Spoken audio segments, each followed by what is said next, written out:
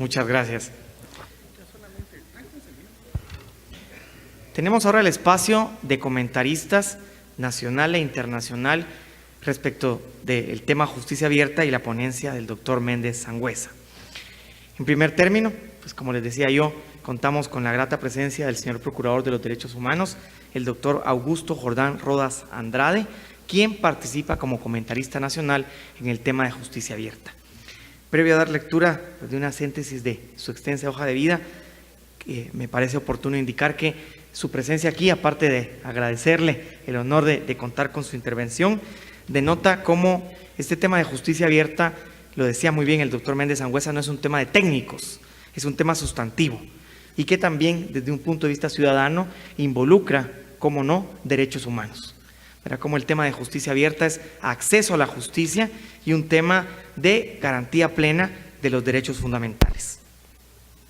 La jornada académica está siendo transmitida en tiempo real en nuestra página web www.cc.gov.gt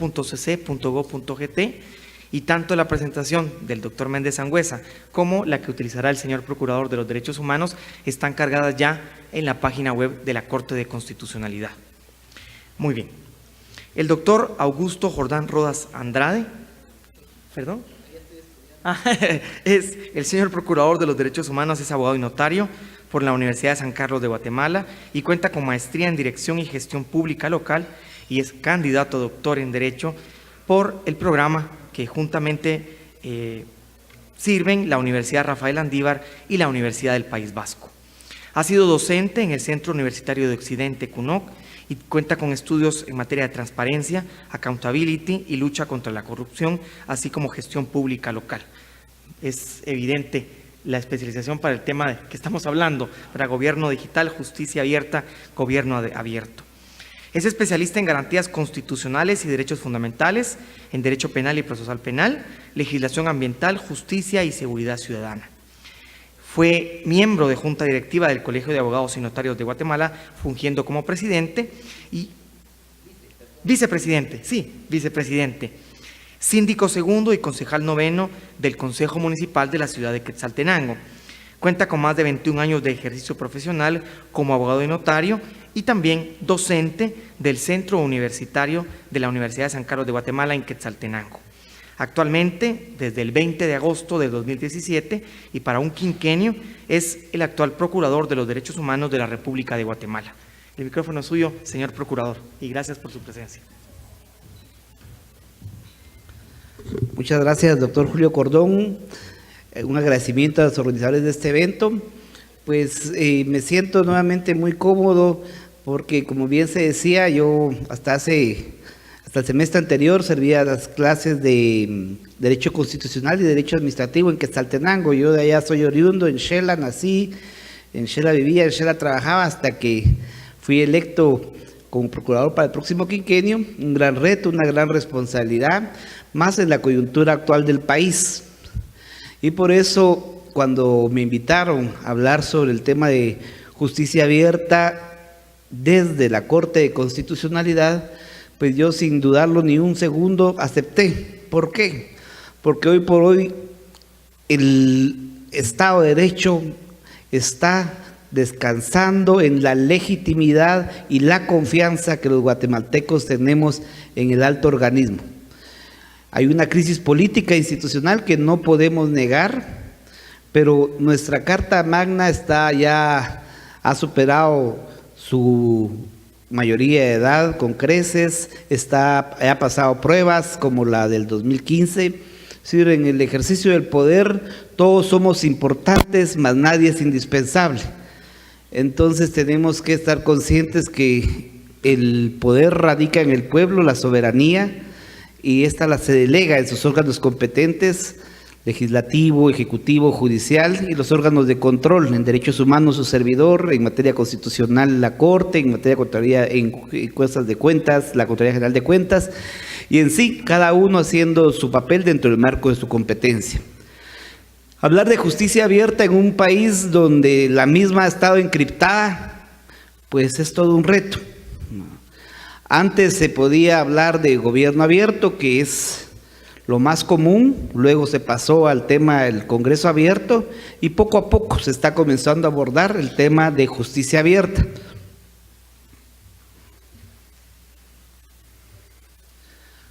Los antecedentes pues nos remiten al 2009 con el gobierno de Barack Obama, que se comenzó a hablar del tema como un referente internacional.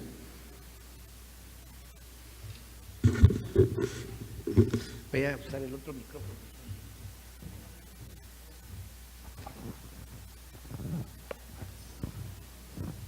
Me gusta. ¿Puedo bajar? Sí. ¿Cuál? Ah, bueno, perfecto. Sí, pero me gusta caminar un poquito. ¿Se puede? Sí, a ver. Entonces, les decía, la tendencia aplicada al Estado ya rebasa los organismos tradicionales. A raíz de los excesos en el ejercicio del poder en la administración general del Estado, surge y se impone el interés del ciudadano por conocer y develar las malas prácticas y abusos que incurren los gobernantes. Hay un alto en el camino porque muchas veces existe una poca conciencia ciudadana en pensar que lo público no nos pertenece, cuando lo público nos pertenece a todos, porque todos por medio de nuestros tributos hacemos posible el funcionamiento del Estado. Y si hay opacidad, si hay corrupción, pues todos somos los perjudicados en ese sentido. Debe considerarse como un conjunto de herramientas de control que permiten conocer las intimidades de la administración del Estado. Ahí la práctica usual ha sido la oscuridad en términos generales. ¿Por qué? Porque los tomadores de decisiones a todo nivel piensan que son sus recursos los que están manejando, y no, son nuestros recursos. Entonces, estar permeando esa conciencia de opacidad no es tarea fácil. El afán de la ciudadanía por involucrarse en la administración del Estado surge directamente, sobre todo en el organismo ejecutivo, pero hoy día se está generalizando en todos los estratos del ejercicio del poder. Ejemplo, el reciente caso del Congreso de la República, al intentar modificar el delito de financiamiento electoral ilícito. Eso lo tenemos refresco porque pensaron, quizás con mal tino evidentemente, que por las fiestas de la independencia no iba a haber reacción de la sociedad, pero afortunadamente estamos ya cambiando. A partir de 2015 somos distintos, nos nació la conciencia, pienso, y ahí se tuvo una prueba de fuego y evidentemente tuvieron que retroceder ante ese sinsentido que solo era legislarse para favorecer. Si no hubiera habido reacción ciudadana, estuvieran las leyes aprobadas y no tuvieron que haber frenado intempestivamente, que no estaba en sus planes, lógicamente.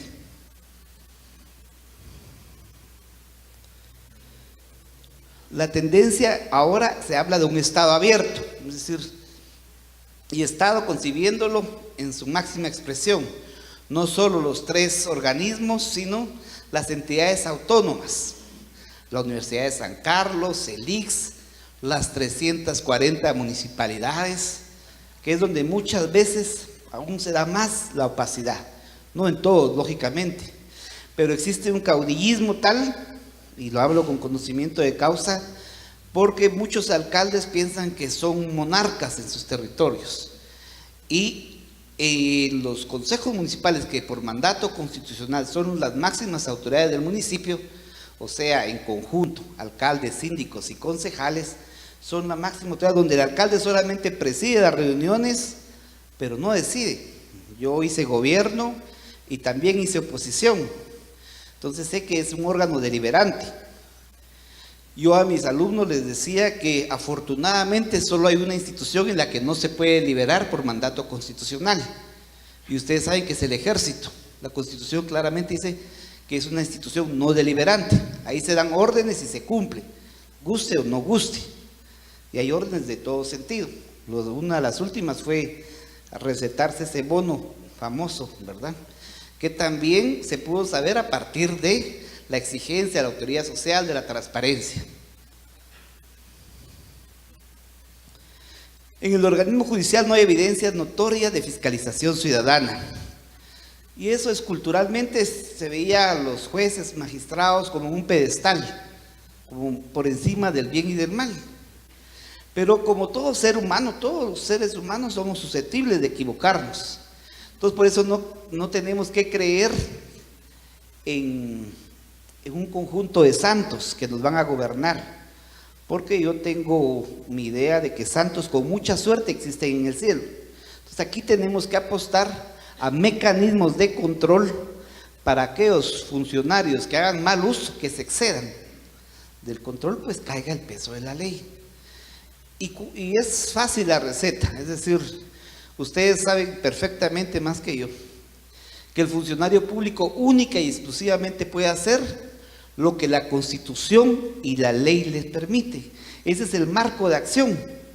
Aunque tenga buenas intenciones, aunque sea muy creyente y quiera apoyar a una iglesia, no es su función. Pero si viéramos qué es lo que pasa en cada municipio, hay de todo. Entonces, a diferencia de los ciudadanos comunes y corrientes que no ejercen función pública, pueden hacer todo aquello que la ley no prohíbe. La pequeña gran diferencia.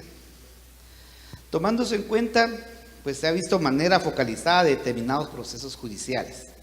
Los procesos que vemos, las audiencias públicas, por lo paradigmático que son, pero no es la mayoría. Un vasito de agua. Por aquí un vasito. Gracias. Sí, gracias.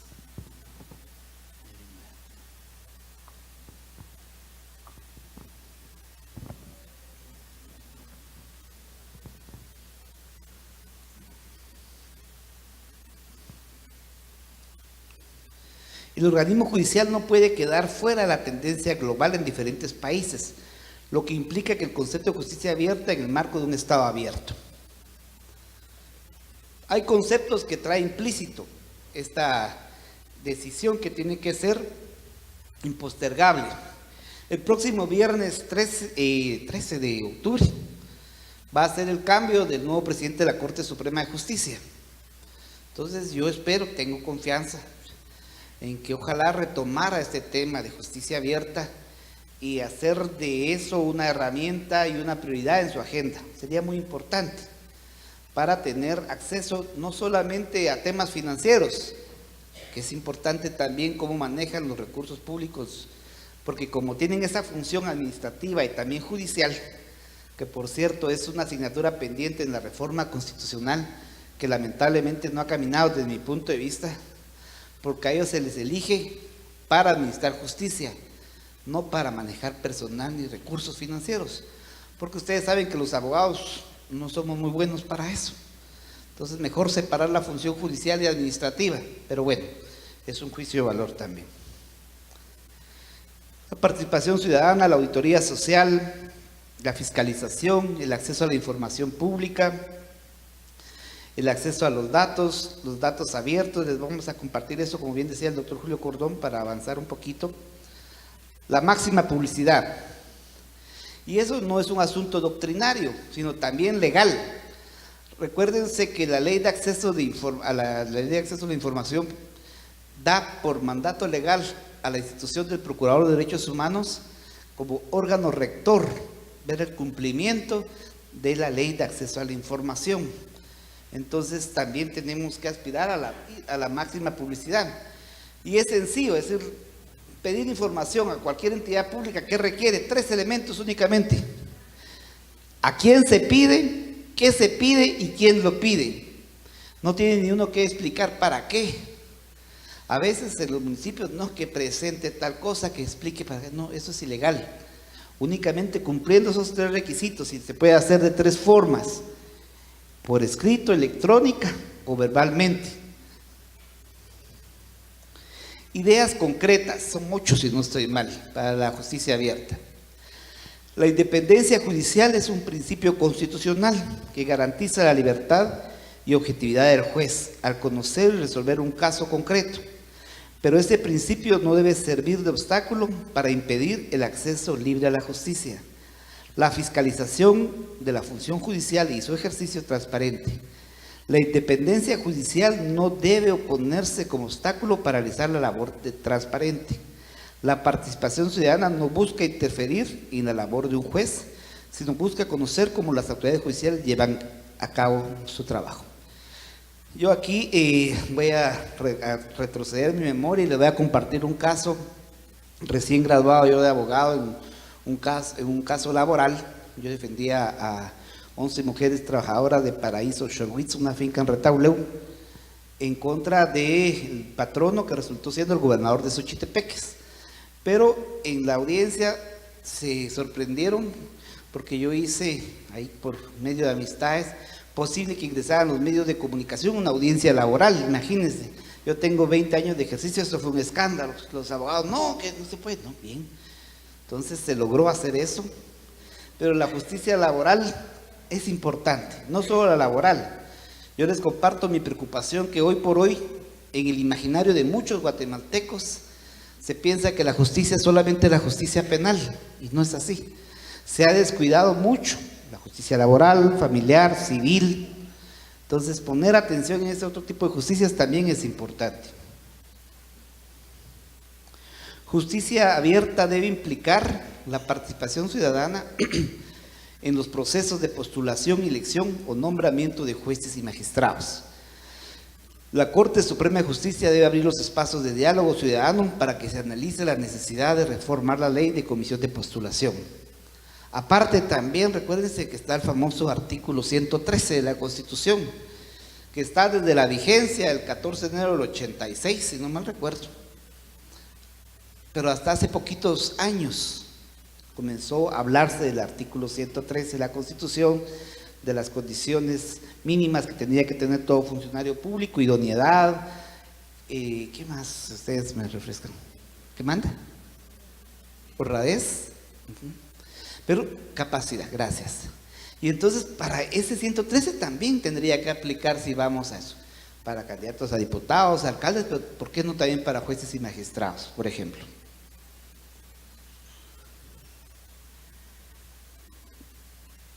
Yo parto de una realidad: la justicia es un derecho humano. Y no olvidemos que la justicia como derecho humano es un servicio público.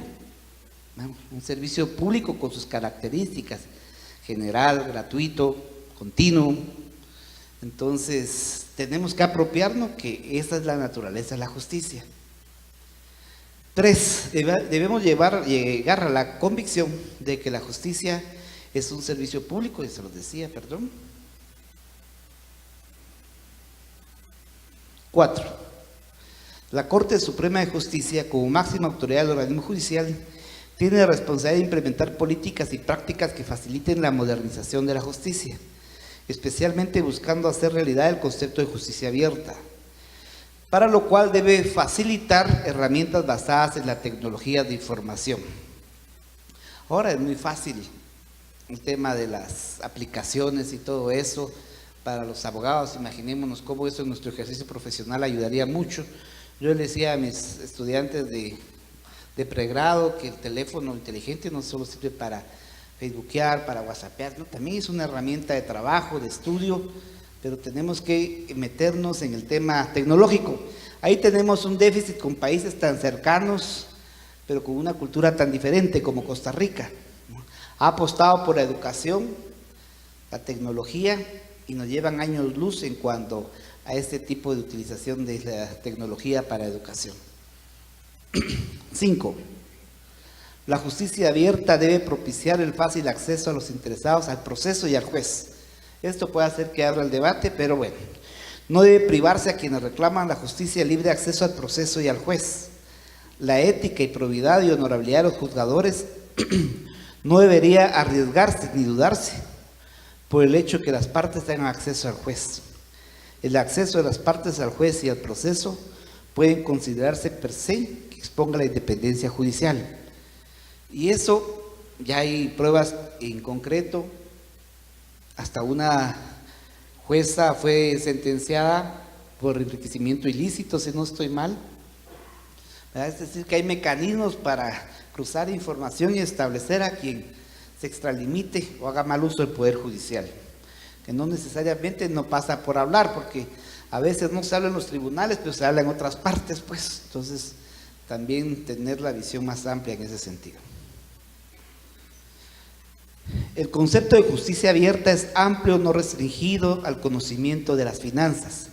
Ciertamente, justicia abierta conlleva la fiscalización sobre el uso de recursos, tanto al momento de programarse el presupuesto, así como definirse los objetivos para que se destinen esos fondos de la ejecución del presupuesto y rendición de cuentas. Y aquí hago un alto también, porque sería muy importante revisar cuáles van a ser las prioridades de la Corte Suprema de Justicia al aprobar el presupuesto general. ¿Por qué? Porque a todo nivel, aquí los que hemos hecho, hemos ejercido el poder, sabemos que un discurso puede aguantar cualquier cosa, hasta los loros aprenden a hablar, pero a alguien se le va a medir en función de sus resultados. ¿Y cómo se va a ver eso en hechos concretos? La ejecución del presupuesto, ni siquiera el presupuesto aprobado, sino lo ejecutado, porque ahí están las prioridades. Si en un momento la Corte Suprema diría, bueno, vamos a priorizar la desconcentración de la justicia en el tema laboral o en el tema familiar, bueno, vamos a ver realmente cuánto de presupuesto se asigna para eso. Entonces, por eso, el tener esos datos da indicadores importantes. 7. Propiciar la implementación de prácticas tendientes a que la justicia sea abierta permitirá que nos acerquemos a hacer realidad que el mandato constitucional que impone que la justicia sea pronta y cumplida, ya que el atraso en la impartición de justicia resulta equivalente a la negación de la misma. Es decir, hay una queja a veces en la mora judicial y habría que ver cuántos de los fondos privativos también, qué uso se les da, para saber por qué no se abren más juzgados, se implementan más plazas. También el tema salarial a todo nivel. No, aquí estamos hablando de justicia, pero hay operadores de justicia como los policías nacionales, digamos, que no tienen salarios dignos. Habría que revisar también eso en un concepto de justicia abierta. La Corte de Constitucionalidad ha dado muestra de apertura al impartir justicia constitucional. Sus sentencias mencionan quién es el magistrado ponente. Ya el doctor Chacón nos dio una cátedra respecto a los avances que afortunadamente se han tenido. En la gestión anterior se tuvo avances con el Colegio de Abogados, que escuchaba que afortunadamente ya se van a concretar en el tema para que podamos, ya no ejerzo ahorita 5 años por lo menos, se pueda litigar electrónicamente. Entonces esperamos que eso ya sea un paso más. Es importante, hay más cosas que hacer, pero por lo menos se muestra la voluntad de por dónde debiese ir. Conclusiones. Guatemala debe reconocer que existe una tendencia a extender el concepto de gobierno abierto al Estado abierto, implicando la participación de los 3 poderes del Estado en ejercicio de una administración transparente, así como en general aplicable a toda administración pública, incluyendo las entidades autónomas y descentralizadas. Cuando se concrete un proceso de reformas constitucionales en el sector justicia, debe aprovecharse como una oportunidad valiosa que sirva para introducir e implementar mecanismos y medidas efectivas de la justicia abierta. Particularmente creo que no solo el sector justicia tendría que ser reformado. Recuérdense que nuestra Constitución data de tiempos del conflicto armado, en el cual hasta la conformación política de la Asamblea Nacional Constituyente era excluyente ideológicamente. Había la prohibición de organización de partidos de izquierda, categóricamente. Entonces la sociedad cambia, dijera la cantante Mercedes Sosa, cambia, todo cambia. La sociedad evoluciona, el derecho tendría que evolucionar también, pero analizando qué es lo que pasa, es que como el marco constitucional ha garantizado cómo se ha evolucionado el sistema económico, político y social de Guatemala, para lo cual le ha servido a muchos, a pocos, tener su posición sólida e incrementarla, pero a la mayoría no. Entonces se favorece el status quo, es mejor no cambiar nada para que todo siga igual. Y entonces nos comienzan a asustar con miedos, vienen fantasmas de división. Por ejemplo, el tema del derecho indígena. Las autoridades indígenas ancestrales ya existen en el país. No es que con la reforma constitucional al día inmediatamente después de vigente se hubieran comenzado a ejercer su función. No, ya existen y siguen trabajando con o sin reforma. Yo lo miraba más como un hecho, un gesto político de reconocer su existencia en un país donde los indígenas son mayoría. No es como Costa Rica, digamos, que son minoría, no, aquí son mayoría, que hayan estado invisibilizados. Y miramos la conformación, ahí sí, de todos los organismos del Estado.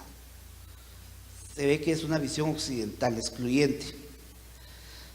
Es incómodo hablar de uno mismo. Yo estoy tratando de comenzar desde la institución que tengo a mi cargo a ser un referente en ese sentido de inclusión. Les comparto que de las 2 procuradoras adjuntas, por primera vez hay un indígena como procuradora adjunta 1, y mujer, ni hombre ni mujer había habido. Hoy está la licenciada Miriam Roquel Chávez, oriunda de San José Chacayá, Sololá, como procuradora adjunta 1. ¿Por qué?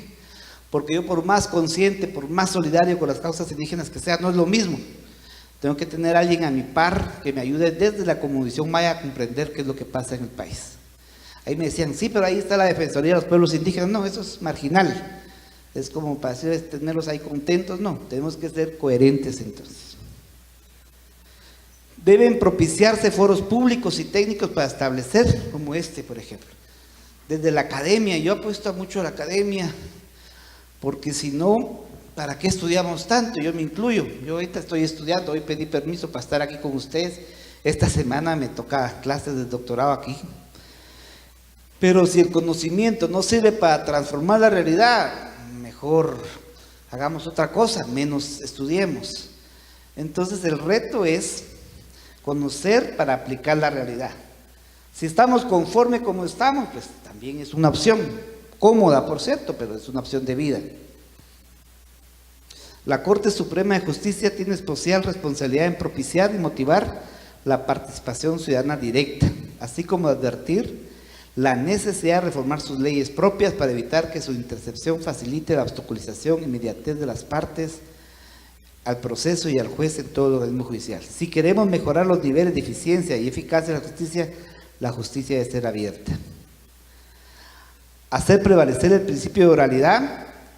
En materia civil, ojalá que pronto se aprueben las reformas al Código Procesal Civil y Mercantil, porque todos sufrimos lo dilatado que son los procesos en esa materia.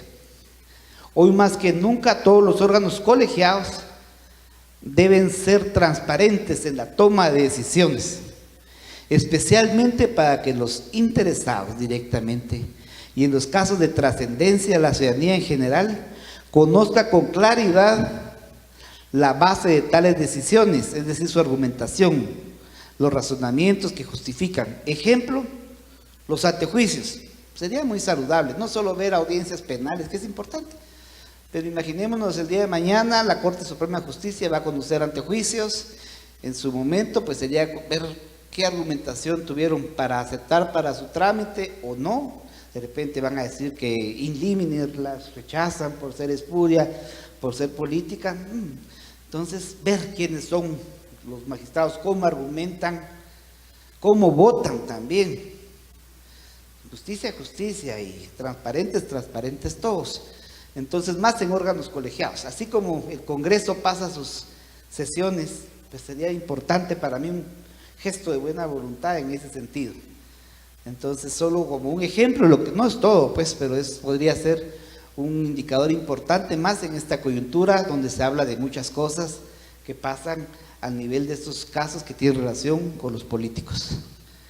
Ya digo que ahí sí cabal. Pues espero no haberlos aburrido y contribuir a por lo menos abrir el debate si es que hay dudas, y muchas gracias por su atención y paciencia, muy amables.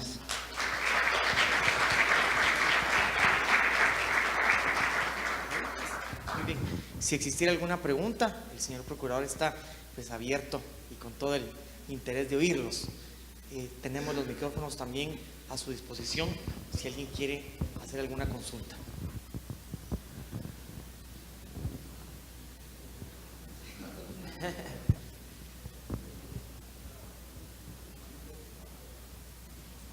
¿Sí?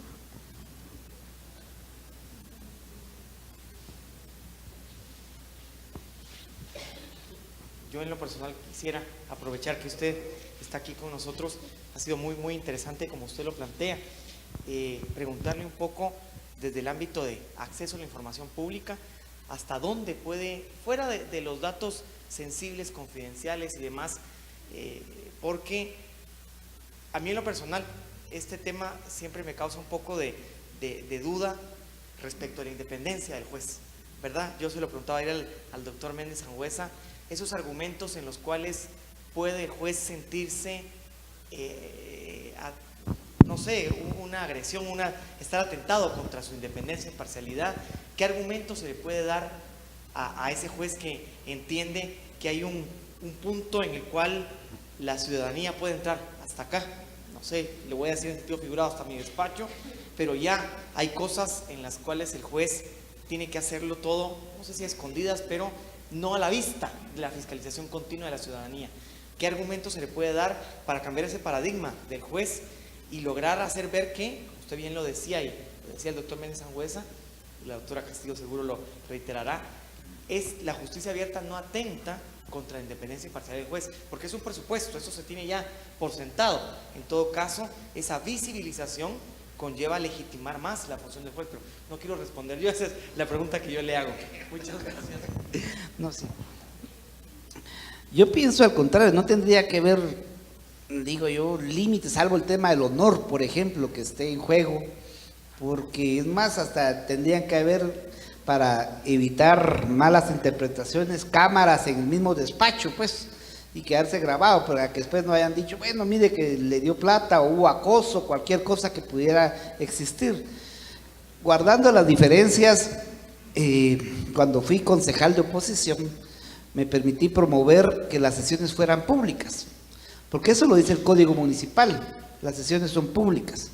Pero si yo les dijera a ustedes, ¿cuántos de ustedes han asistido a las sesiones de Consejo Municipal? Solo un ejercicio. Si fueran tan amables de levantar la mano, ¿cuántos de ustedes? Ninguno. Pues es muy bonito ejercicio, yo los invito, porque se desmitifica el poder. Ven que son ciudadanos comunes y corrientes los que toman las decisiones. No son dioses, no son superdotados, cometen errores. En su momento se hizo un proyecto piloto con Acción Ciudadana, que es el capítulo nacional de Transparencia Internacional en el país, de transmitir las sesiones de la Municipalidad de Xera. Lo malo es que teníamos 5 sesiones a la semana y se transmitía solamente una. Entonces la que se transmitía era un reality show, todos entacuchados y decían sus mejores discursos. Ya en las otras 4 era lo que realmente se solventaban los problemas, pues. Entonces, imaginémonos que eso sucediera en la justicia también. Imaginemos en los tribunales colegiados, donde hay deliberación, ya verse vigilados por estudiantes de derecho, por colegas, ya sería interesante. Yo me recuerdo que cuando promoví que las sesiones fueran abiertas, ya entraban los periodistas, ya entraban los vecinos, ya sentía uno la presión también de cómo votar. Pero ahí uno debe de asimilar el poder a veces marea, pero también es importante saber manejarlo. Entonces, si hay prácticas, y si en otros países no hay que inventar el agua azucarada, donde se puede asimilar con madurez este tipo de ejercicios. Gracias, doctor. Agradezco mucho. Si no hay alguna, ahora hay preguntas. Por favor. Y aprovechando en lo que camino para el micrófono, la experiencia de México, que es muy interesante, cómo hay un canal judicial y las sentencias de la Suprema Corte, las decisiones de la Suprema Corte son transmitidas en línea, y lo que usted decía, la deliberación no estoy exponiendo, las deliberaciones de la Suprema Corte y del Tribunal Electoral de la Federación, de hecho también son en vivo, y uno ve ahí las argumentaciones que hacen los ministros. ¿Ellos son ministros? No, usted decía, experiencias de otros países, que ahora aquí en Guatemala puede haber cierta reticencia, pero hay que ver esto desde una visión ciudadana como tal. Perdón. Gracias. ¿Cuál es la línea divisoria entre el licenciado Jordán Rodas Andrade y el Procurador de los Derechos Humanos a la hora de externar opinión o a la hora de aplicar su trabajo? Bueno, para mí es prácticamente difícil deslindar. Yo soy procurador las 24 horas del día, los 5 años, primero Dios, en el ejercicio del cargo. Tengo mi pensamiento, tengo mis convicciones, pero como procurador mi límite está en la Constitución, igual que todos los funcionarios, y la ley de Comisión de Derechos Humanos y el procurador. Mis opiniones, yo no puedo ser una computadora, y no, yo tengo mi orientación, lógicamente. Yo pienso en la concepción que cada uno de ustedes le tiene sobre el rol del Estado. Y nos meteríamos aquí un debate muy interesante, ideológico, pero no es ese el motivo de este foro. Pero sí deslindar cuándo es Jordán Rodas, cuándo es procurador, a mí me cuesta decir, y ya en los procedimientos, pues ya emito los correspondientes pronunciamientos, en su momento también hago las solicitudes, no quisiera llegar a hacerlo, pero también podría pedir las remociones de funcionarios, que es una de las competencias que tengo. Muy buenas noches, señor Procurador de los Derechos Humanos. Aprovechando la oportunidad, como maestrando de Derecho Constitucional en maestría, quisiera dirigirle una pregunta que tal vez no es el tema de la noche de hoy, pero me parece importante preguntarse. Por favor. ¿Cuál es su postura ante una propuesta de reformas constitucionales ante la coyuntura política actual? ¿Usted cree que sería necesario y que sanearía lo que se está viendo debilitado a nivel país? Sí, pero previamente una reforma electoral de partidos políticos, para que no esté en las manos de los mismos diputados, que hoy su legitimidad está en un deterioro ostensible en algún número de ellos, porque tendríamos resultados no deseados. Entonces, mejor apostar en primera instancia una reforma de la ley electoral de partidos políticos, en primera instancia. Gracias. Voy a continuar con la pregunta. En virtud de su respuesta, entonces, podríamos decir que si se está perpetuando el hecho de los cargos a diputado, porque parece que hay curules donde los diputados quieren vivir, ¿verdad? Entonces, ¿usted considera que se está vulnerando la independencia de uno de los poderes del Estado y alternando, al mismo tiempo vulnerando la alternabilidad del poder? No, yo creo en el principio de alternancia, precisamente. Es decir, que se puedan reelegir diputados, alcaldes, está bien, pero que haya un periodo de por medio, porque realmente es complicado competir. Yo se lo digo, yo competí después de ser concejal, competía para ser alcalde, quedé en segundo lugar, pero el que ganó se mantuvo, pues, pero tenía todo el aparato municipal para estar. Entonces, sí, no es sano para la democracia las reelecciones continuas. Muchas gracias. Tenemos la última pregunta. 3 más, démosle. Sí, si usted tiene tiempo que... Sí. Gracias, profesor. Sí, gracias. Buenas noches, señor Procurador. Mi pregunta va orientada hacia el papel de los medios de comunicación ante este tema de justicia abierta. Ya la exposición anterior nos comentaba cómo existe pues un sensacionalismo hasta cierto punto, dada pues esta tendencia que ya es un hecho de la justicia abierta. ¿Cómo ve la figura del Procurador de los Derechos Humanos este tema desde el punto de vista individual, verdad?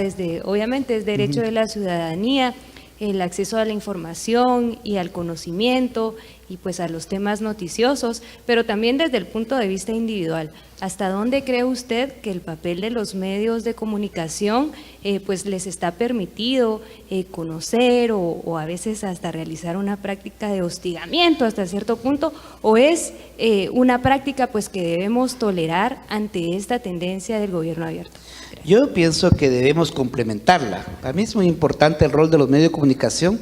Sería deseable que paralelamente también hubiera formación para entender. Por ejemplo, hoy hay un escándalo que algunos quieren hacer por un antejuicio contra el alcalde de la capital, por ejemplo. Bueno, el alcalde de la capital es uno de 340 municipios, de 340 alcaldes, pues no pasa nada.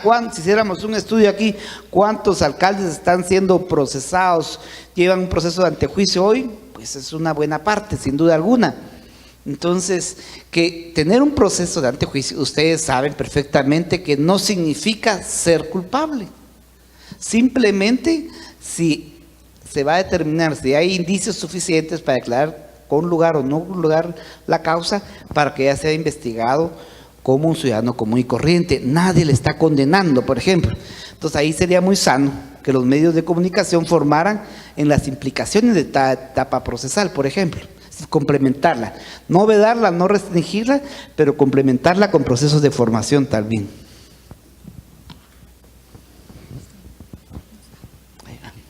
Buenas noches, doctor. Una consulta. Usted refería de que en el organismo judicial no hay evidencias notorias de fiscalización ciudadana. ¿Qué propone usted o cómo ve estas circunstancias si se supone que el organismo judicial es un poder independiente? Entonces, ¿cuál es su postura ante esta circunstancia? Independiente, pero no tiene que estar encriptado. Es decir, yo me imagino unas sesiones televisadas de la Corte Suprema de Justicia, por ejemplo, o sesiones televisadas de las salas de apelaciones. Recuérdense que muchas veces los abogados que litigamos en su momento se habla de casos y hasta hay magistrados hoy procesados, pues. ¿Por qué? Porque se abusa del poder en el sentido de que buscan amigos afines que litiguen, llevan los casos y de la noche a la mañana revocan o confirman un fallo. Yo les digo la experiencia del caso laboral que llegué, se ganó el caso en primera instancia, lo ganamos con las trabajadoras, pero que sí, ya en la sala en Suchitepeques que conoció, ya lo revocó, casualmente ya era gobernador el dueño de la finca. Entonces hubiera sido muy sano conocer la deliberación de por qué tomaron esa decisión, quedar constancia, porque muchas veces solo es un intercambio de favores también el que se da. Entonces, para no elucubrar y no emitir juicios de valor, mejor tener constancias de cómo se deliberan y cómo votan, por ejemplo, eso sería muy sano. Buenas noches, señor procurador. Yo quisiera que me ayudara usted, si fuera tan amable, a distinguir entre lo que podemos entender por justicia abierta y lo que algunos señalan de mediatización de la justicia. ¿Dónde estarían, digamos, los parámetros que diferencian un concepto de otro? No, que justicia abierta es para todos los ciudadanos, con medios y sin medios, ¿no? Ya la mediatización es el uso de herramientas de los medios de comunicación. Aquí, por ejemplo, se está transmitiendo en línea esto, ¿verdad? Entonces, es decir, no temer argumentar, no pasa nada con que conozcas nuestra forma de pensar, media vez no raye uno en una conducta delictiva, pues tener esa libertad, es un derecho humano, la libertad de expresión.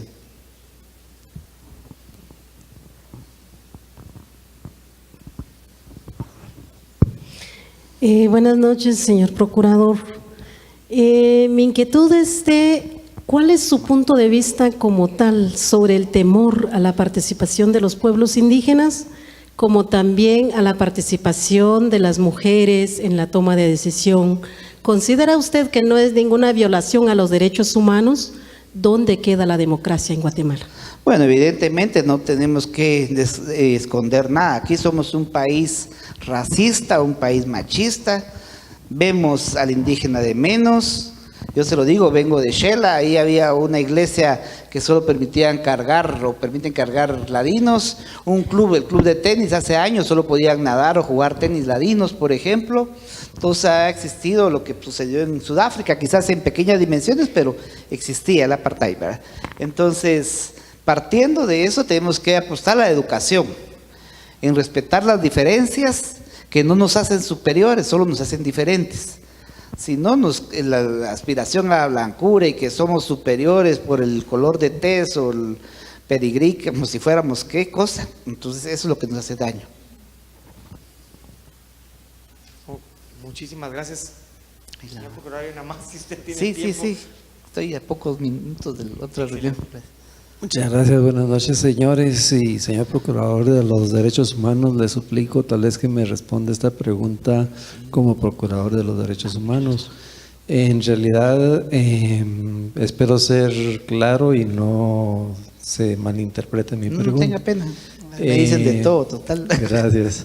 Fíjese que, por ejemplo, en lo que manifestó, por ejemplo, en el derecho laboral, de las prestaciones o todo lo que se refiere a los derechos de los trabajadores, o por ejemplo en los tribunales de familia o de femicidio y todas esas cosas, siento también que hay mucha responsabilidad de parte de todos los ciudadanos, o sea, incluso de los que están, por así decirlo, como usted lo ha manifestado, le tomo la idea, no sé si estoy bien, discriminados. Entonces, por ejemplo, todas estas personas, creo que también deberíamos de cumplir primero con nuestras obligaciones y también al exigir nuestros derechos. No sé si estoy mal, usted me dirá. Y al igual también no eliminar de la parte de los derechos humanos a la parte que también, por decirle algo, se lo voy a poner en ese término, pero Confianza. Muy bien, los empresarios, el ejército y situaciones por el estilo, que también tienen derechos, al igual que todos los guatemaltecos, porque lo que se trata es de una unidad. Alguien me ponía el ejemplo de Alemania, que después de 2 guerras mundiales hubo perdón y que lograron, son una potencia, porque se han logrado unir y lograr el propósito del Estado. Sí, totalmente de acuerdo. No, yo me siento muy cómodo con su pregunta. Yo soy procurador de derechos humanos de todos y platico con todos. Yo platico con Daniel Pascual, platico con Antonio Maluf del CACIF, ¿verdad?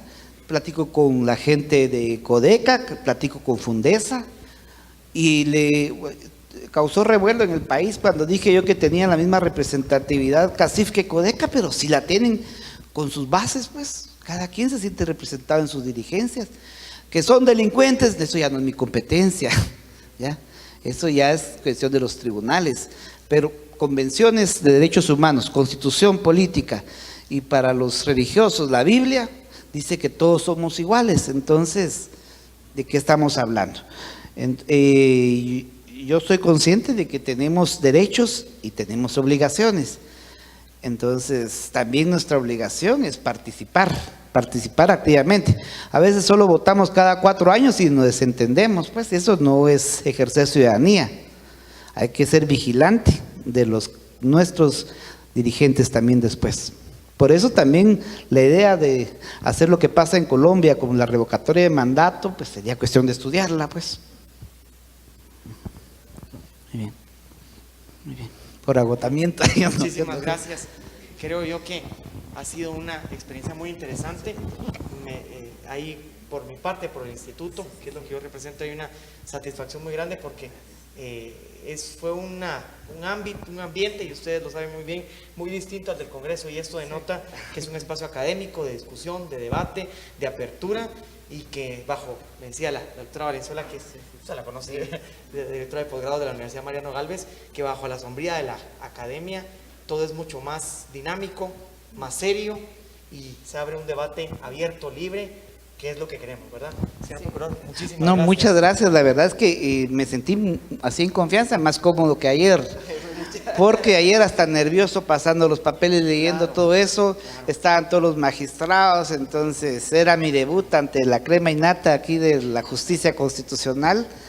Pero yo hoy me sentí como docente, soy procurador, pero en esta práctica ya se siente uno más relajado. Algunos compartirán mi criterio, otros no, pues es la democracia, pues, ¿verdad? Y muchas gracias. Aunque hoy fue la crema innata de los posgrados de la capital, ¿verdad? Vamos a tener que hacerlo en el interior, porque esa es una lucha. Yo pienso que a veces muy centralismo, así.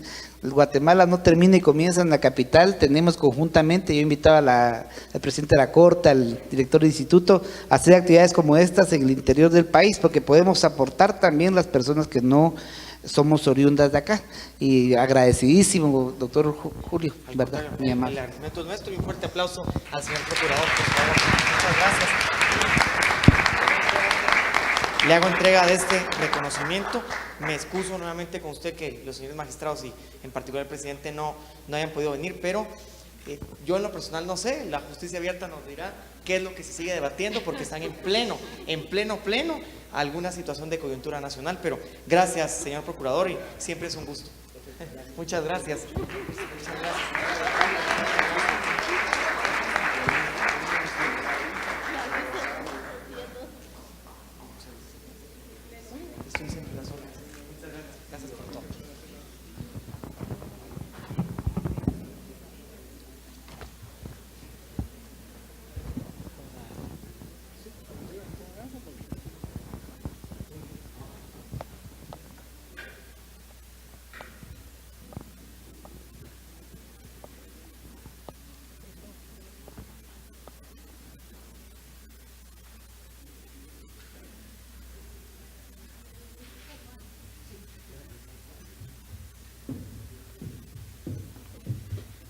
Muy bien.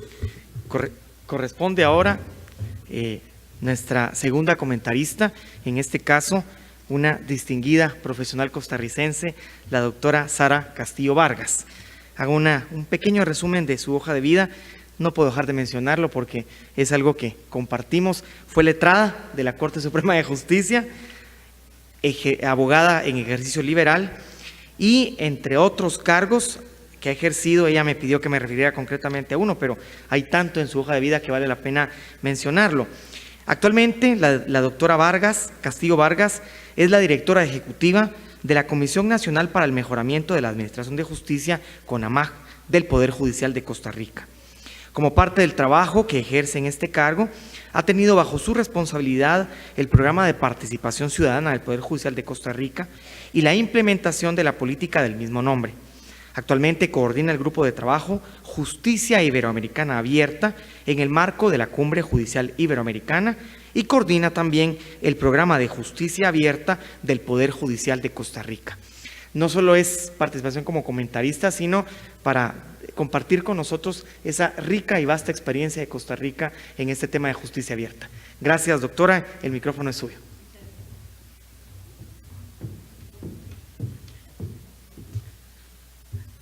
No saben lo infinitamente agradecido de que ustedes todavía estén aquí.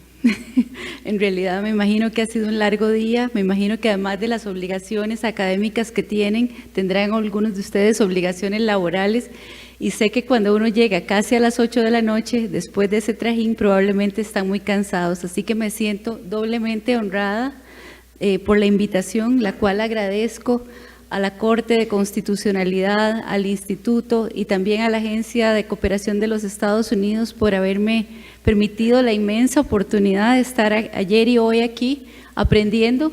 He venido solamente a aprender del desarrollo, de la apertura, de la receptividad que la sociedad jurídica guatemalteca tiene para estos nuevos temas. Entonces, de verdad, profundamente agradecida. Hay algo que voy a ser breve, hay algo que yo quisiera que ustedes se lleven esta noche y es a lo que voy a dar énfasis, y que si solamente eso se acuerdan de mi presentación, yo quedaría profundamente satisfecha y agradecida. Y es que todo este tema de justicia abierta debe estrictamente tener como eje la persona humana. Esa es el mensaje de fondo. No importa las palabras que le pongamos, no importa cómo lleguemos ahí, es la persona, el ser humano al que nos debemos y el que debe dictar el desarrollo del quehacer del Estado en cualquiera de sus organismos o poderes. Y la segunda idea es que ese servicio que ofrecemos, como bien lo dijo el señor procurador, tiene que ser un servicio de calidad, un servicio efectivo, eficiente y que produzca satisfacción.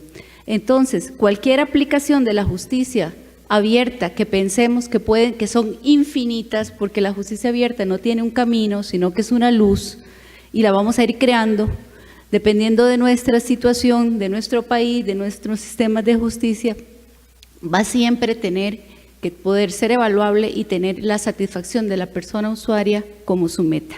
Entonces, por eso es que estoy realmente complacida por haber conocido al señor Francisco Méndez, que me pidieron que comentara la exposición de don Francisco, pues adicionalmente al honor que representa compartir una mesa con él y con ustedes, él ofrece respuestas a esas preguntas que uno, como abogada y como funcionaria, servidora judicial, siempre tiene de cómo pasar lo que les digo, del gran discurso al hecho, y a un hecho que sea efectivo, satisfactorio, eficiente y que se pueda medir.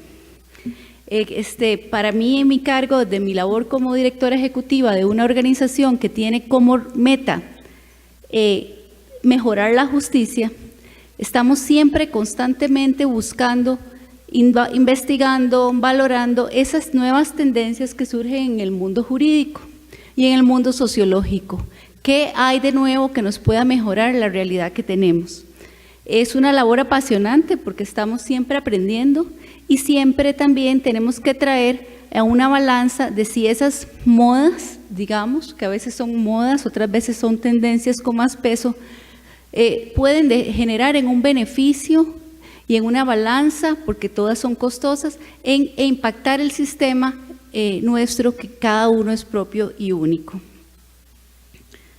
Es difícil, es complejo también y es de gran responsabilidad sopesar, porque nosotros trabajamos no con cualquier sistema. Imagínense que trabajamos con el sistema que ustedes conocen, sumamente sofisticado, complejo y delicado, que son los sistemas judiciales. ¿Y por qué sumamente complejo y delicado? Porque en manos de la justicia probablemente está la vida de muchas personas. Nosotros decidimos desde la Administración de Justicia si una madre permanece con su hijo, si un padre puede verlo, si alguien debe salir de su casa, si es desalojado o si va a pasar N cantidad de años en la cárcel. Desde el derecho agrario hasta el derecho penal, el derecho a la familia, son decisiones que tocan al final la vida de la gente y la vida de los pueblos.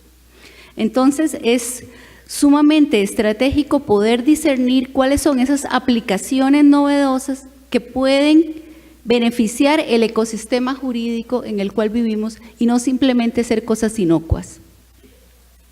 En este trabajo que ya he realizado por años, hay temas que, como les digo, van y vienen y no dejan mayor huella.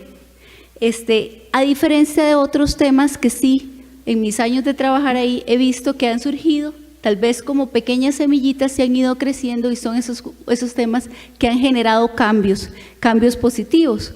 Nada más quisiera como brevemente reflexionar, recordar algunos. Recuerdo cuando hace 15 o 20 años empezamos a hablar de oralidad, oralización de los procesos, y cómo eso se ha ido modificando la forma en que se administra la justicia en las diferentes jurisdicciones. Así, por ejemplo, todas estas filosofías de acceso a la justicia, de poblaciones en condición de vulnerabilidad, la cara humana de la justicia, yo creo que son tendencias que se han ido instalando y han ido modificando la forma como administramos, cómo vemos la justicia y cómo nos relacionamos con la gente. Justicia abierta, a mi entender, a mi humilde entender, es uno de esos temas de tendencias que está para quedarse. Más que una tendencia, una visión. Y a mí me encanta pensar en eso.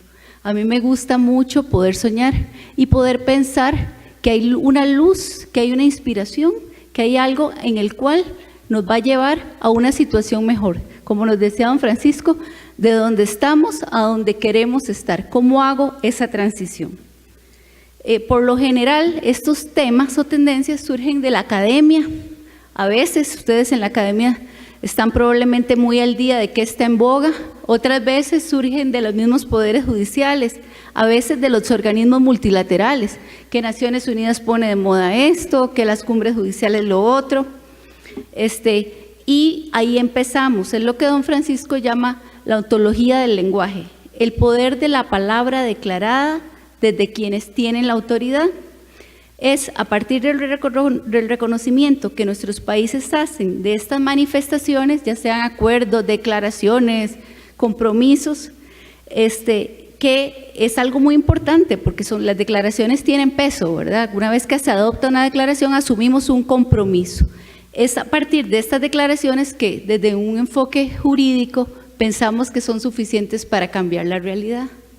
A eso yo le llamo pensamiento mágico.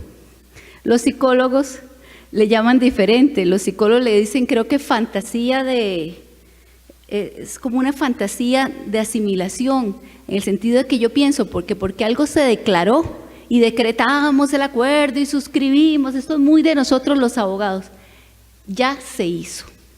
Entonces adoptamos la resolución de la Organización de Estados Americanos, la ley modelo contra la corrupción, ya podemos descansar.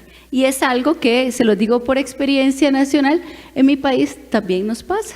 A veces se suscribe algo y pensamos que con eso ya hicimos la tarea.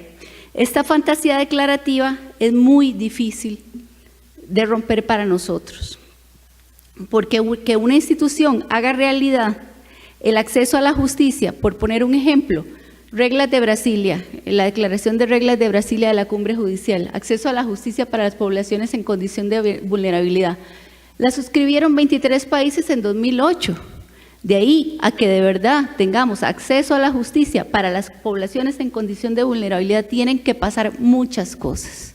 Tiene que haber cambios culturales, cambios en el capital humano de las instituciones, en los procedimientos judiciales, probablemente en la legislación, en las plataformas informáticas, en las plataformas estructurales. Tenemos que asegurarnos que el elevador en que la persona con discapacidad llega, quepa la silla de ruedas. Yo no hago nada poniendo el elevador si no cabe la silla de ruedas, en el mejor de los casos que tengamos el elevador.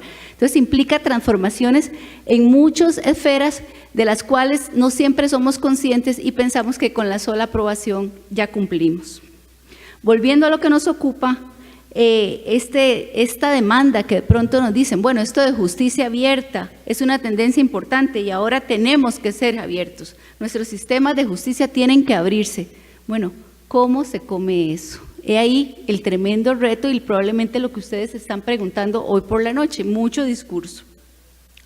¿Por qué? Porque abrir unas instituciones que históricamente han sido herméticas, que históricamente han sido encriptadas, como bien lo decía el señor procurador, instituciones que nunca hemos tenido que darle cuenta a nadie y que además creemos que tenemos la verdad amparados en la ley y que decimos la última palabra, no es cosa sencilla.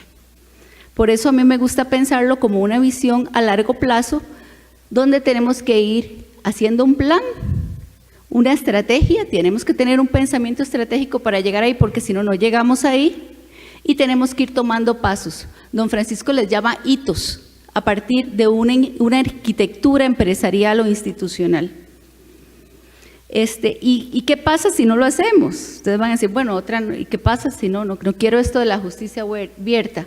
Bueno, además de ser una tendencia mundial, que eso sería lo de menos, es que la realidad ha cambiado mucho.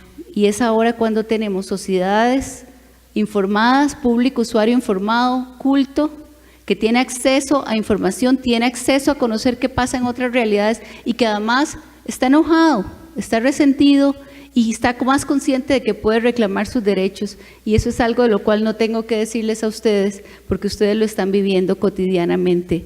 Igualmente nosotros, en Costa Rica, antes las manifestaciones se daban frente a la Asamblea Legislativa. Ahora se dan frente a la Plaza de la Justicia. Entonces ahí tenemos a la gente reclamando en carne propia lo que le duele y lo que ya no se reclama tampoco frente a Casa Presidencial, se reclama ante los tribunales judiciales. Bueno, pues en materia de justicia abierta, este marco declarativo estamos avanzando a nivel internacional. Yo nada más quiero contarles que a nivel académico, como ustedes ya han visto, ya está bien clara todo el marco referencial. Ya sabemos cuál es la diferencia entre el Estado abierto, el gobierno abierto, por qué la justicia abierta, y de eso no voy a avanzar, hay mucha literatura. En el continente también estamos avanzando, solo quiero como contarles que, por ejemplo, la Cumbre Iberoamericana de Justicia, que integra a 23 países, de la cual Guatemala es parte activa, por supuesto, adoptó una resolución el año pasado para que se conformara un grupo de justicia iberoamericana abierta, en el cual hemos venido trabajando durante este año en una declaración, otra declaración más, que se espera que se apruebe en abril del año entrante en la 19ª Cumbre Judicial Iberoamericana. ¿Qué implicaría eso? Es una manifestación de voluntad desde las cortes de todo el continente, desde los poderes judiciales, de que este es un tema que importa. Y que por supuesto cada corte tendrá que ver cómo materializa esas aspiraciones, pero estamos hablando de que sería una máxima para muchísimos millones de personas en el continente y en España. Ya a nivel concreto hay ejemplos, resalta el Brasil, resalta México. En mi país hemos estado caminando con mayor o menor éxito, de eso empezamos con un programa de justicia, de participación ciudadana en 2008, investigación, acción. ¿Cómo se hace eso de dar participación ciudadana en la justicia? No sabíamos, todavía no terminamos de saber, pero sí hay una política judicial que establece que la institución tiene que dar espacios fijos a la ciudadanía en diferentes momentos y espacios de decisión, por ejemplo, en los consejos de administración de circuito, en las comisiones de acceso a la justicia, también en la formulación de política judicial que incida sobre servicios o sobre funciones. Por ejemplo, a mí me corresponde coordinar el tema de migración y refugio. Entonces hay una política de acceso a la justicia para migración y refugio donde tenemos presencia ciudadana con representantes de sociedad civil, de instituciones del Estado que velan por la materia migratoria y organismos internacionales que son quienes nos hacen el monitoreo. Ahora estamos en el proceso de evaluación de los primeros 5 años de la política de cómo el Poder Judicial está o no favoreciendo el acceso a la justicia para las personas migrantes. Y son las organizaciones de personas migrantes quienes nos están constantemente recordando dónde las cosas no funcionan. La gestión de cambio no es el fuerte de nuestras instituciones y como bien lo decía Julio, creo, los abogados y abogadas no sabemos hacer eso. Por eso es que, como les dije inicialmente, me siento muy afortunada de haber conocido al señor expositor Méndez, porque don Francisco, desde su otra formación, nos da un cómo. Ya dijimos el qué, lo declarativo, ahora cómo llego al cómo. Como él nos ha explicado, la arquitectura institucional se convierte en un mecanismo de trabajo que integra los intereses de la institución con las necesidades de soluciones de tecnología de la información. Esto a través de una mirada integral por capas de especialización que permite y facilita la participación de cada uno de los actores en sus ámbitos de especialidad, integrándolos a través de artefactos que son de comprensión común, que facilitan el levantamiento de la problemática, su validación y su seguimiento. Pues a mí esto me alegra mucho entenderlo y escucharlo, y gracias también a una de las preguntas de ustedes, de que es una ingeniería, una arquitectura que permite y garantiza la participación ciudadana, porque en justicia abierta, como nos lo dice la sociedad civil a cada rato, sobre nosotros nada sin nosotros. Alguien me decía, pero ¿hasta qué grado? Al grado que la sociedad civil reclame y al grado que nuestros países y nuestros sistemas le podamos dar. Entonces esa es una cosa que me encanta de la propuesta de Francisco. También me gustó esta clasificación piramidal que hace Francisco de aquellos que no quieren, los que no saben y los que no pueden. Pues yo creo que en Guatemala ustedes quieren. Ahora probablemente falta aprender cómo se hace y cómo se puede, pero yo creo que en eso estamos todos iguales, a partir de esa voluntad de querer cambiar, a ver también de la necesidad, de la obligación, de que esto no está funcionando como tiene que ser, que me tiene que motivar al cambio. En palabras de Francisco, una correcta implementación de la arquitectura institucional debe traducirse en el apoyo de la toma de decisiones estratégicas y efectivas para mejorar la calidad. Y vean qué bueno lo de la calidad y la eficacia, ¿verdad? Porque esto es lo que yo quería en un principio dejarles. Tenemos que generar cosas, generar productos de calidad, porque no vamos a ser medidos por lo que digamos, no vamos a ser medidos por las declaraciones ni los acuerdos, vamos a ser medidos por lo que podamos entregar y de la calidad de lo que estamos entregando. Así que es fácil encontrar la utilidad y la necesidad de un método integral de intervención que nos permita pasar de la visión, del anhelo, a una realidad distinta, a una nueva modalidad de vinculación, entre la ciudadanía y el Estado, con sistemas de justicia donde la opacidad da cabida a la luz, a la transparencia y a la esperanza. Y yo con eso pues quisiera dejarles esa palabra, la palabra de la esperanza, que para mí pues es lo último que podemos perder. Entonces muchísimas gracias y feliz noche.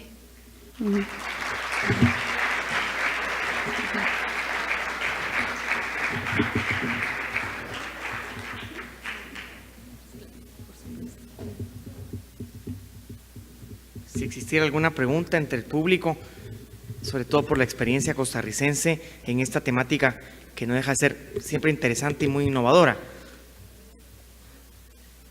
Alguien que quisiera. Por favor. Ahí le traen el micrófono. Buenas noches. Quisiera saber cuál es la experiencia de Costa Rica, en qué nivel van ustedes en el desarrollo de este sistema. Bueno, muchas gracias por la pregunta.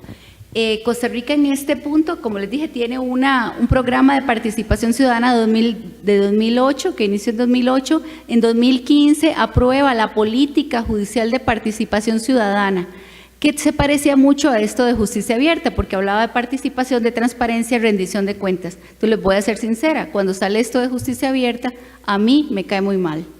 Porque yo digo, yo tengo años de estar trabajando en participación ciudadana y de pronto viene una moda más. He ido poco a poco comprendiendo que esta visión integral de la justicia abierta es una sombrilla mucho más grande, que nos permite buscar.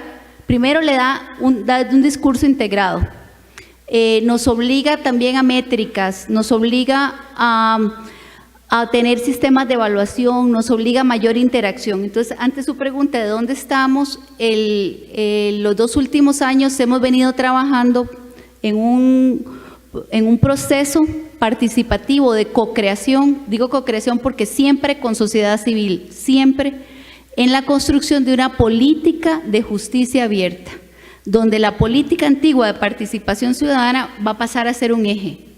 Esa política ya está finalizada y está para ser aprobada por la Corte Plena. Yo trabajo en Costa Rica, como ustedes saben, el Poder Judicial es uno muy, muy grande que nos incluye a todos, hasta la Policía Judicial, entonces tendría ese alcance.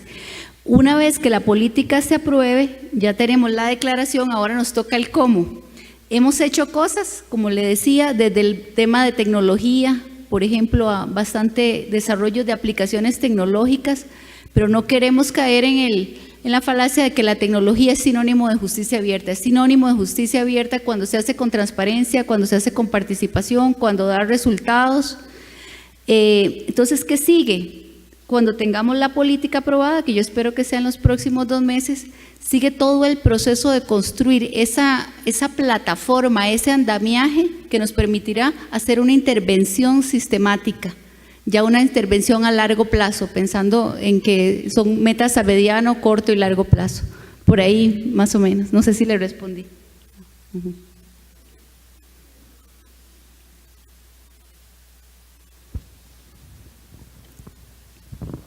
Sí, aclaró el punto. Ahora, quisiera hacerle la siguiente ya propiamente constitucionalmente, teniendo una constitución ya bastante, no antigua, sino que ya de 1949 me parece, ¿cómo han logrado adaptar o cómo están adaptando estos nuevos avances constitucionalmente a la actualidad? Muchísimas gracias, porque es que ahí es donde debía haber empezado. Artículo 9 de la Constitución Política Costarricense, reformado en el 2001, dice que el gobierno lo ejerce el pueblo, antes no decía el pueblo, y los 3 poderes, y que es participativo, y eso tampoco decía antes. Entonces, ese es el origen del programa de participación ciudadana del Poder Judicial. Es en 2007, a partir de una investigación académica de dos juristas y politólogos de la Universidad de Costa Rica que dicen, bueno, ¿cómo está el Poder Judicial cumpliendo el mandato constitucional de participación ciudadana? Entonces, a nosotros, a la oficina donde yo trabajo, nos dicen, bueno, vean a ver cómo hacen ustedes para que planteen algo. Yo casi me muero, porque cómo mezcla uno esto de justicia y participación, era muy complejo, pero había un mandato constitucional. Entonces, ese artículo, en conjunto con los otros artículos que nos obligan a rendir cuentas, que nos obligan a la responsabilidad por las acciones como funcionarios públicos, creo que son el marco constitucional que más bien, en vez de obstaculizarnos, nos obliga a tener este tipo de aplicaciones y de implementaciones a nivel ya de política pública.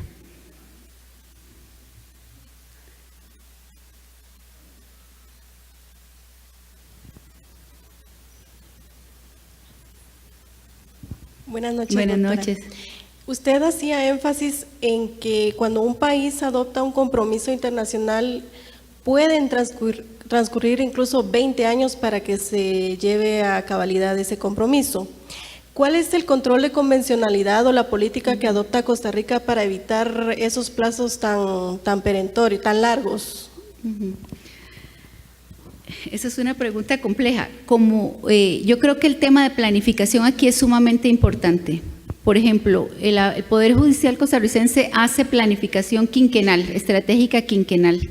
Entonces, lo que logramos hace 3 años, 4 años, fue que uno de los ejes estratégicos del plan quinquenal del Poder Judicial fuera participación ciudadana. ¿Qué hace eso? Que obliga a que todos los despachos en el país, por pequeños que sean, deben tener anualmente acciones de participación ciudadana en su plan de acción. Esto no te garantiza un resultado a tal plazo, pero sí te acelera los procesos. Yo pienso que estas cosas no se deben tampoco acelerar tanto, si me preguntas por plazos, y que los plazos son difíciles, porque implican transformaciones totales. Justicia abierta, de verdad, implicaría volver las cosas al revés. Y yo creo que lo vamos a hacer, pero tenemos que irlo haciendo con gradualidad, con responsabilidad, de acuerdo a los recursos. Nuestros países no son ricos, ¿verdad? Pero sobre todo porque implican un cambio en la mentalidad, implican cambio cultural, que también es el más duro. Y la pregunta que no me han hecho, pero sí es importante compartirles, es que la dificultad del cambio no está en sociedad civil. Muchas veces sociedad civil siempre está casi lista. La dificultad del cambio es dentro de la institución. Somos nosotros como servidores y servidoras judiciales quienes tenemos más resistencia. Entonces, en mis años, más de 20 años de trabajar ahí, con proyectos nuevos, es el tema al que más trabajo debemos dedicarle. Capacitación, sensibilización, es un sinfín, porque nos cuesta mucho cambiar desde una estructura de poder en la que estamos. No sé si te responde. Muchísimas gracias y feliz noche, feliz descanso. ¿Sí? Ay, perdone. Gracias, yo sé que ya el tiempo avanza. En la práctica en Guatemala, la participación ciudadana se da a través de una ley que se llama Consejos de Desarrollo Urbano y Rural. El doctor Francisco decía que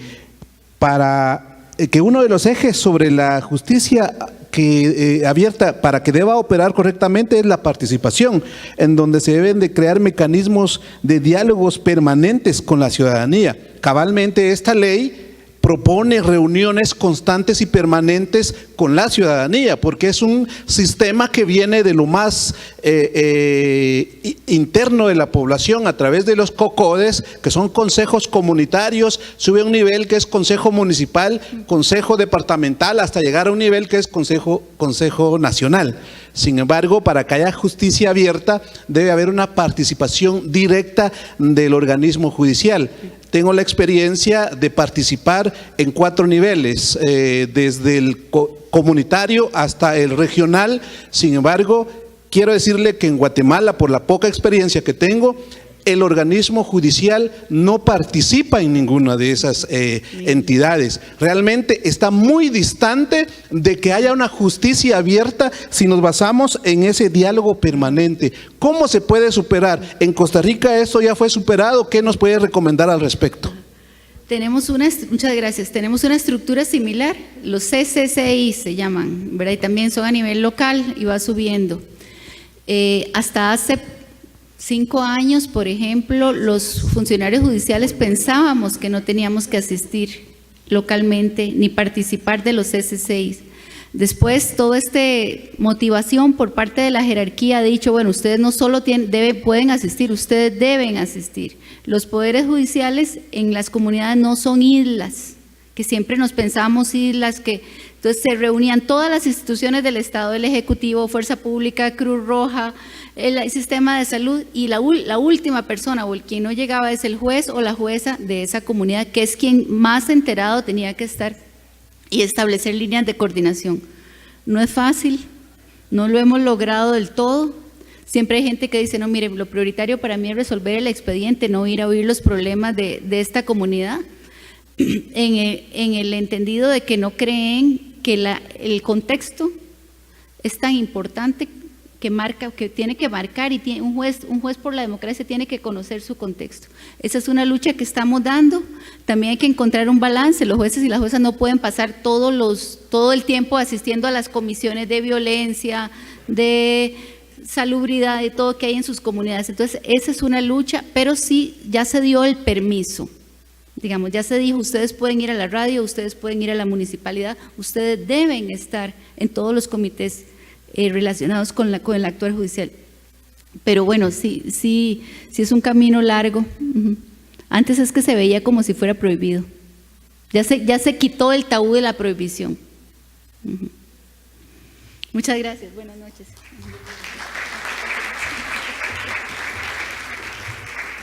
No, yo el abrazo de Julio no me lo pierdo. Así que... Muchas gracias, agradecemos a la doctora Castillo Vargas y le hago el reconocimiento en nombre de la Corte y del Instituto. Muchísimas gracias. Muchas gracias. En lo que viene la foto sigamos en esto. Sí. Muchas gracias.